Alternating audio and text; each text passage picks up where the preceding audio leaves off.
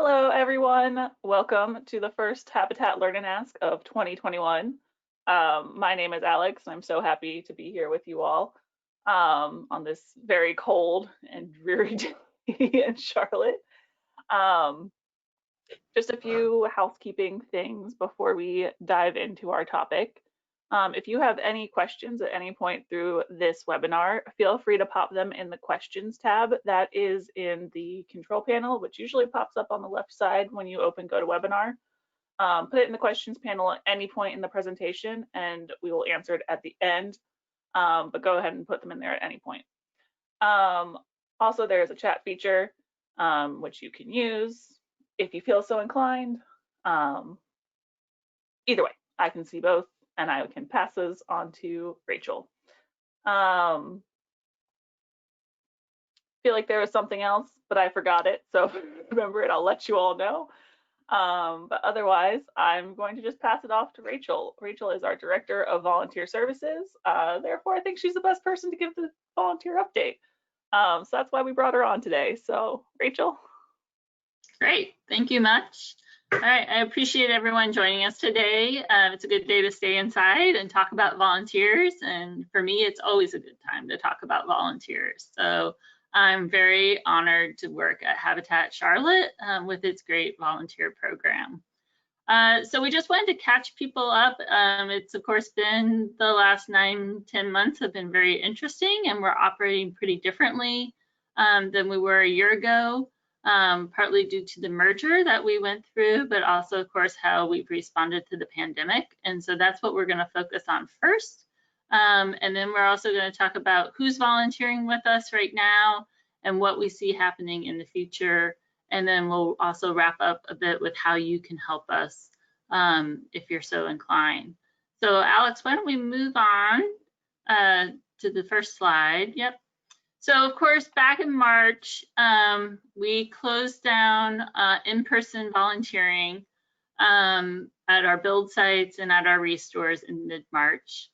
We did, of course, have volunteers who continued with us remotely. Mostly that was our board and our board committees and a few office volunteers who were able to switch to remote work. And we really appreciate them doing that with us. And then at the end of May, we opened our restores again, and then we brought volunteers back at the beginning of July. So of course, the stores, like a lot of other retail establishments, made a lot of changes to how they operated physically. And we created a whole new set of procedures for staff and volunteers to keep them safe, because safety is always our priority here at Habitat. So our stores in this, we follow, of course, the mandates from the governor and take guidance from the North Carolina Department of Health. So masks are required at all of our restores, and they're required for employees, volunteers, and customers. We do have a medical exemption for customers and let them shop curbside, so there's a procedure for that. We created one-way aisles at our stores like so many others did. We definitely increased our cleaning of all of the surfaces, different high traffic areas. We stopped having seating at Julia's Cafe, so you can grab your coffee and go. You can also purchase books, so there's a way to browse there, but that was a big change for us. And then within volunteers, we really changed schedules. The store hours were changed, so that was part of it. We changed the schedules, but some of the areas where volunteers work very closely together, we redid the layout of those spaces, especially like in our books departments and in some of our back rooms to create workstations that were further apart. We also changed the schedules a little bit, so there was more break times in between to give staff a chance to do some cleaning between different groups of volunteers. We put volunteers some on a more set schedule so staff could anticipate them coming and be better prepared. Then at the beginning of each shift, all staff and volunteers answer some health screening questions. These are probably very similar to what you might be answering like when you go to your doctor's office. And that just helps us remind people of the rules. It helps us also when we have had to do some contact tracing. We know exactly who was working when at different times. And then the last part of that with scheduling is we also shifted our community service volunteers from being on a walk-in basis. After they were doing their orientation, they could just show up anytime. It's how we used to operate. But to help the store staff, we set schedules, so community service volunteers had to come in at set times, and that helped us administer those health screening questions. It helped us track people better, just to help store staff get a handle on things. So the timeline, like I said, was stores reopened in May. We brought back our regular long-term volunteers in July. We gave people a choice. It was totally up to the volunteers to come back. If people wanted to take a hiatus, as we said, we totally understood that. Everyone has their own health situations and their own family situations, so people made choices based on that. We were really grateful for the volunteers who did come back because they are really essential to how we run our stores. And some people have come and gone because, of course, conditions have fluctuated in the last several months. And then we started in beginning of September, we started scheduling community service volunteers again. And now the latest change is that we are welcoming small groups, and we'll talk a little bit more about that later on. So Alex, we can look at some photos of some great Restore volunteers wearing their masks. So we've had, I have to say, the volunteers have been totally on board with all the safety procedures, that they really embrace them and appreciate what we're doing to keep them safe. And we really appreciate the effort that they do to help keep customers and staff safe as well. It definitely is a joint effort. And we can go on and look at the construction changes as well. So very similar to the stores, our construction staff spent a lot of time in March and April thinking about how to keep people safe. First, we were just building solely with staff, and so we practiced a lot of this and figured out some things and made some changes when it was just staff. And then similar to the restores, we brought back long-term regulars at the beginning of July. Again, we gave them the opportunity to either come or take a hiatus with no judgment about that. And so we were really pleased people who did come out. They really have been carrying us and making it possible for us to finish houses and get people moved in. So we do consider build sites to be public places. So we do consider that they fall under the mask mandate.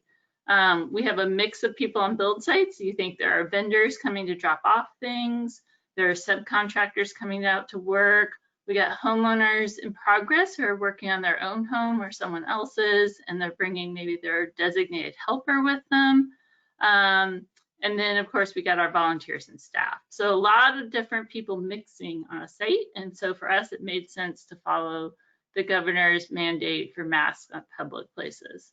And I have to say real kudos to construction staff, because wearing a mask and to construction volunteers, wearing a mask and safety glasses all day is not an easy thing to do. We added hand washing stations to build sites that didn't have them. So if it's a more finished house and has working plumbing, we have a designated sink where people are washing their hands.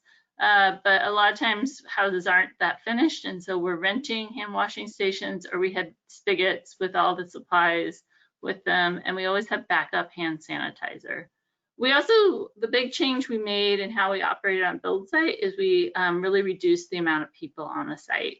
So we try to keep it at 13 people, and that includes staff, the construction assistants or AmeriCorps, the homeowner in progress and their designated helper, as well as the volunteers. So counting heads has become really important, and that's all to help people create distance while they're working, which is probably one of the bigger challenges in construction. It's a collaborative effort, people are working together, but we really wanted to do what we could to create space, to let people spread out, to not be crossing paths so much or not be working on top of each other. And we also kind of changed a lot of the tasks that we do. So we are subcontracting out some more things. Some things like drywall, it's because you're working in enclosed spaces and you kind of have to work very closely with each other. So we chose to subcontract out drywall. Others like roofing, when we reduced the number of people, it became much more challenging to get a task done in a reasonable amount of time. And so that's one of the reasons we subcontract out that. We also started to encourage volunteers to bring their tools to site. We haven't always done this, but we really wanted to cut down on tool sharing. We have all sorts of sanitation supplies out there, so tools can get wiped down, safety equipment can get wiped down. But we just thought if we encourage people to bring their own hammers, you know, measuring tapes and all those things, it would cut down on tool sharing. So that was important to us. The construction volunteers do the same health screening questionnaire that the restore volunteers do, and the staff do that. It's a slightly different mechanism, but again, it helps us track people, and it also just makes sure that everyone is following the rules and thinking about each other. One of the differences on a build site is we've always provided communal water coolers, so there'll be a source of water all day. And obviously hydration is important on build sites with the weather. But we stopped that because we don't have that common spigot and that point of contact. So we've switched over to bottled water on sites, which our inner environmentalist is a little sad about. We're going to be working on some recycling efforts as part of that as we ramp back up. But for right now, that's what we'll be doing. People, of course, have the option. They can bring multiple reusable bottles of water if they don't want to be using plastic bottles that are one-time use. We also tried to increase ventilation at houses, so we were just more conscientious about opening doors and windows to create that cross flow if the house is more finished. Of course, if we're framing a house at the beginning, ventilation is not really an issue. It's happening because we're working pretty much outside. But it's just something we tried to get more conscious about. I already talked about subcontractors. We don't use a lot of volunteers in our critical home repair program, and we have not really used volunteers for the last 9 months or so. Critical home repair took a break in April and May and really rethought their whole program. Working in a house where you have residents, people inhabiting the house as you're working on it, is definitely more challenging. And there are a lot more issues for the staff to think through, but they've developed a whole new process. There's a lot of coordination between family services and construction staff around that. And it's been really successful. They've done a lot of repairs since July, once we really got up and rolling again. And we're really pleased about that. We haven't talked a lot about volunteers helping with critical home repair in the future. My expectation is volunteers will pretty much help exclusively with outdoor projects. So building decks, handicap ramps, replacing siding, maybe replacing windows will be the focus for us. And that was not such a big change because in critical home repair, again, working in an inhabited house with furniture, it's pretty tight spaces. And so it was hard to accommodate a lot of volunteers. So my expectation will be small groups of volunteers working outside in the future. All right, we can look at a few photos from construction. Here's one of those hand washing stations that I mentioned that we rent for sites where we need it. You can see there were some houses that are ready to be framed behind them. Here's one of our great critical home repair staff, TZ, demonstrating how he's wearing his mask inside. And so that's something that critical home repair staff does, is they're always wearing masks when they're working inside to protect the homeowner's space. But of course, construction volunteers and staff are wearing masks around each other all the time. So, all right, and we can move on.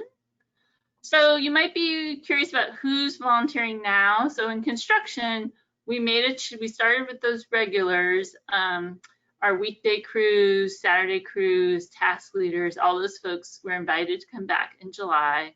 And then that went really well. And so we decided in September, we were ready to expand the pool of regulars. So we invited our monthly groups. We had a handful of churches and companies and our HYP Habitat Young Professionals who come out on a monthly basis they've made a commitment to us over the years, and we really wanted to honor that commitment. And so a few of them, not all of them, have come back this fall. And that has worked really well for us. It's been a big help. And I'd say we have a few monthly groups out there, I think, who might be thinking about coming back, which would be awesome. So we are accepting new volunteers for weekday crews. We have some spots available. So if people have availability on Wednesdays and Thursdays and have some construction experience, you don't have to be an expert, but it does help if you know some basics. You could become one of those weekday crew members. We have a few openings on our warehouse crew. So we have a group on Tuesdays who works at the warehouse over off of Baysford Road to do mostly assemble building components to really help us get a jump start on what happens out in the field. They have a few spots open. And then we also have openings for warehouse assistant. So that volunteer usually comes 1 day a week for usually a morning to work with the warehouse manager on different projects, usually moving things around, getting stuff organized, helping unload things, sometimes cleaning. It can be a whole variety of things, but just to help keep the warehouse organized and running well. And so we probably need a couple of people in that role. So if you're interested in those things, you can apply. And there's the website address right there to lead you to the application. And then our construction volunteer coordinator would follow up with folks. So then now we'll look at the restore side. So again, reoccurring longtime regular volunteers came back in July. If you're at a store, you know, you're seeing those folks at the cash registers, on the donation docks. They're probably more hidden in the back part for books department and so on. Like I said, we're bringing back groups, so small groups, 3 to 5 volunteers, depending on the store, and the times they want them at the stores kind of depends on the location. So the best thing to do is to call the restore scheduler, and their number is listed there below, that 704-249-7197 number. And Rachel, the restore scheduler, will give you your options for different stores. Like I said, we welcome back community service people for school and for court at the beginning of September. And we have set orientations for those folks on Thursdays and Saturdays. Yes. And also the set schedules. And so typical things, people maybe have a speeding ticket, maybe have a DUI, something similar to that is often what we accept. We don't accept anyone who has weapons charges or anything. We only accept misdemeanors. So you can check our website or you can just give us a call. If someone is in need of school community service hours, like for a club or something like that, you have to be 16 or older to volunteer with us. And of course, we also need more volunteers at the restores. They've been very busy, which has been awesome. We appreciate everyone shopping with us. But we definitely could use more cashiers, more folks on the sales floor, more folks in the back rooms helping out, more folks on the donation dock. And so to do that, you just go to the Restore website with the addresses there, cltregionrestore.org, go to the volunteer page, fill out the volunteer application, and then Sean Grady, our Restore volunteer coordinator, will follow up with you. All 7 restores are open. Some are only open a few days a week, some are open more. So we got lots of options all over the place for people. All right, we'll move on. So in addition to those 2 main categories of construction and restore, like I said, we still have folks helping us remotely. And we've had a lot of folks helping in family services because they shifted all their home ownership classes to online. So I've actually placed a few new class presenters during this time who've joined us. I'm looking to place someone in the finance department right now. Like I said, our board and our board committees all shifted to meeting online and working online. And then we do have a few skilled projects. So for example, Quicken Loans Rocket Mortgage is working on a software issue for us right now and lending their expertise, which is really exciting. We have some documents that need to be translated into Spanish. I have a few other departments, like our finance department, that has a couple of projects they'd like some help with. So if anyone is interested in lending their skills to us, we definitely have some opportunities in that area. So, all right, so I think we'll stop the PowerPoint because we want to show you a part of our website. One of the things we developed last spring when we were making the change and stopped in-person volunteering for the time is we created the ways to help from homepage. So this is on our website. It's on the volunteer section. And so if we scroll down, we made some suggestions from our family services team about ways volunteers could help our homeowners. So we are still taking reusable fabric masks. We like to have some on hand for both staff and volunteers as well as customers at the restores, just in case someone shows up without theirs. I have to say, I forgot mine at the grocery store last night. We usually think, we've been doing this now for 6-9 months. I should know better. We've had a lot of folks who've helped us write notes of encouragement to our homeowners in progress, as well as our critical home repair volunteers. This is a great project for students to do. It's very minimal in terms of cost because it's basically just need paper and pen. You can make the cards yourself, you can buy them, you can decorate them, so it can become a great family project if you're wanting to get kids involved. And we have that link takes you to some suggested messages for you to get you inspired. And then we also have some gifts we're looking for our homeowners as they move into their new homes. We have some links there to instructions for doormats, for wreaths. If you'd like to do some building, we have from the Habitat International website instructions about birdhouses and benches. I had some great teens who built a couple of benches. All Habitat homes have a porch, so it's pretty awesome to have a bench on your porch. So if you're wanting to do something to help us but don't necessarily want to get out and volunteer, these are all great options to have. So, all right. And then I'll say there's some other ways folks can help us in addition to these. Our restores definitely need donations. So encouraging your friends and neighbors to call the donation hotline, which is on the Restore website, anytime they maybe have a big piece of furniture or several boxes of something they're wanting to get rid of. So if you know someone who's decluttering, make sure you mention the Restore to them. We'll always also take book donations as well to fuel Julia's books, are great things to do. And I was going to say, and just talking about Habitat and the restores to people is something we always appreciate. So, all right, I think I'm going to stop there and check in with Alex to see if there are any questions. So, there are a couple. Before I get to them, just so everyone knows, the Habitat Charlotte Region affiliate website is habitatcltregion.org. If you go there, we have these buttons on top, which are pretty self-explanatory on which one you want to click. Volunteering for volunteering. If you're interested in learning more about the services we offer or in, information on applying for a house or our critical home repair program, services, etc. If you're looking for more information on the Restore, it's cltregionrestore.org, just so you know. Yeah.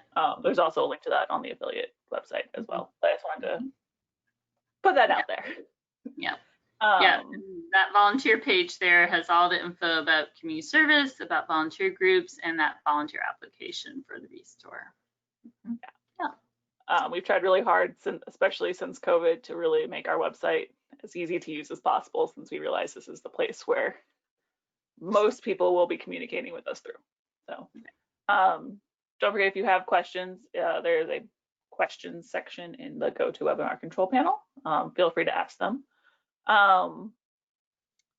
So we have a question from someone who's is a regular volunteer who's returned to work, it seems like, after like a hiatus.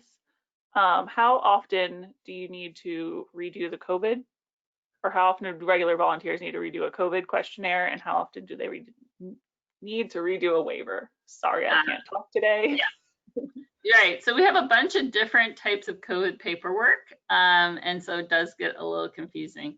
So waivers need to be, our policy is that waivers are done once a year. We did revise the waiver both because of our merger and because of adding new language regarding COVID-19. And so that new waiver was approved in November. And so we have been having regular volunteers sign it. And they will not need to sign it again until July, because we sign it every fiscal year and we run on a July to June schedule. If you're signing up through the website for a one-time shift, it will prompt you to sign the waiver. And hopefully by this summer, we'll be back to people doing that. And then the health screening questions that I mentioned, that has to be done every time someone comes to volunteer. So if you're a regular construction volunteer and you're coming out Wednesday and Thursday to help with a site supervisor, you have to do it each time you come. So we realize it's a small hassle, but it does help us a lot in terms of just maintaining safety and keeping track of who is volunteering where. You mentioned that there's a regular crew for different days of the week. There's Tuesday crew in the warehouse, and then there's other crews on construction sites. Is there a crew, like a regular crew for Saturdays, or people who are interested in volunteering? Yeah, we do have opportunities on Saturdays, and we have changed our crew structure a little bit in that volunteers are assigned to particular site supervisors or what we call a sister team of site supervisors. We've grouped our site supervisors together in groups of roughly 3 people, 3 teams. So what we're trying to do is limit people's exposure so that a volunteer is not necessarily working with all the staff throughout the month, but just working with certain staff. And so, yeah, there are Saturday opportunities for regular crew. We do have some people who come out and work with just particular site supervisors on Saturdays. And those are the only questions I see. I'm sure as soon as I say that, more will and pop I'll in. just add that on that volunteer application for joining crew, you can list what your availability is. And so that would guide us to how we match you. Yeah. All right. Well, thank you again, everyone, for wanting to listen and talk about volunteers. The next step for us at Habitat Charlotte region is we are hoping to expand in March and bring back more one-time volunteers in groups. So I would encourage people to check out the website schedule in February to sign up, hopefully for shifts. I'm hoping that conditions in the community have improved and we all feel comfortable doing that. In the meantime, we're going to keep preparing for that return and look forward to having more people back out on site. And then I'll just say a big thank you to all the volunteers who are working with us right now. And thank you to all of you for joining us today. If you think of any other questions, feel free to reach out to Rachel directly. Our emails at Habitat Charlotte Region are real easy. It's our first initial and then our last name at habitatcltregion.org. Or you'll get an email from GoToWebinar in a few hours saying thank you for the webinar or thank you for attending the webinar. You can reply directly to that email and with your question, and we will get a response to you. So either way, you can contact us with any question, even if it's not a question about volunteering, we will get an answer for you. Also in that email, if you have any ideas for future Habitat Learn and Ask, feel free to send them my way. So that way I can make sure you guys are learning things that you want to learn about, and I'm not just talking about things that I want to talk about. So thank you all. I will see you next month when we have Josh Turner, our Director of New Construction, talking about sustainability in our new construction program. So bye. Goodbye. Thank you.